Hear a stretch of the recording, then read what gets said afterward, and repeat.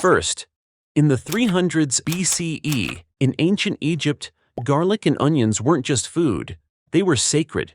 Workers ate them for strength, priests offered them in rituals, and they were seen as gifts fit for the gods. Then priests suddenly banned them from temple offerings, with some records saying the strong smell made them unworthy. The decision shocked the population, who saw it as sacrilege. Anger and resistance spread, and though we don't know if they rioted, but let's be real, Egyptians would have stormed the pyramids before giving up garlic. 2. King Charles II had a caffeine problem. Not because he drank too much, but because everyone else did. By the 1600s, coffee houses were buzzing with gossip, ideas, and even whispers of revolution over a cup of bitter brew. Basically, the internet of its day. Charles freaked out, imagining that latte talk would topple his throne. So in 1675, he banned coffee houses. Public backlash was immediate, and under pressure, Charles lifted the ban after just 11 days. Turns out you can rule a country, but not before coffee. 3. In 2011, Germany faced a deadly E. coli outbreak that killed over 50 and hospitalized thousands. Officials quickly blamed cucumbers imported from Spain, and panic spread overnight. Supermarkets pulled cucumbers, farmers destroyed crops, and Spain's agricultural industry lost hundreds of millions. But here's the kicker. Cucumbers weren't the reason.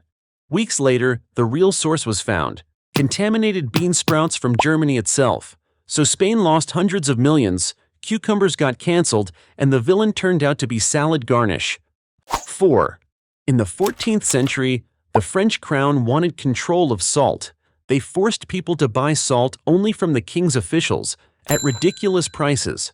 Without refrigerators, salt was essential to preserve food. So the law basically said, pay up or starve.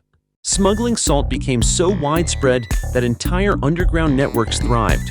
By the 1700s, fury over the gabelle was so intense, many saw it as one spark that lit the French Revolution. 5. In ancient Rome, Romans didn't just like cabbage, they treated it like a miracle drug. Writers like Cato the Elder swore it cured hangovers, prevented disease, and even healed battle wounds. Roman soldiers were said to carry cabbage into battles, convinced it could treat injuries better than doctors. People started to binge on boiled cabbage leaves instead of visiting doctors. Suddenly, cabbage wasn't just food, it was medicine, religion, and politics all in one.